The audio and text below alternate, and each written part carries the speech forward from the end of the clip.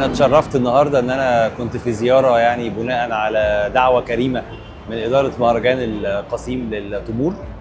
الحقيقة كانت حاجة مشرفة جدا وحاجة زادتني فخر يعني وسعادة. المهرجان الأكبر على مستوى العالم في موسوعة جينيس، فلا كانت حاجة عظيمة. واللي لفت نظري أكتر كمان إن ما شاء الله في دعم للأسر المنتجة وفي توفير فرص كبيرة للعمل للشباب. فلا حاجه عظيمه، اتشرفت ان انا كنت موجود.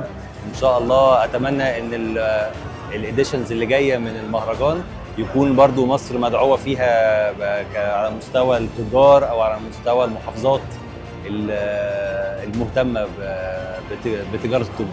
شفنا الثقافة والتاريخ في التجارة التمور وازاي الناس موجودة، بيطلق عليه الحراج او السوق الموجود للتمور بمختلف انواعها. وكدورنا كمكتب ثقافي وتعليمي مصري في المملكة العربية السعودية ان شاء الله هنوجه مدارس المسار المصري الموجودة في المملكة انها تعمل زيارة لهذا الكرنفال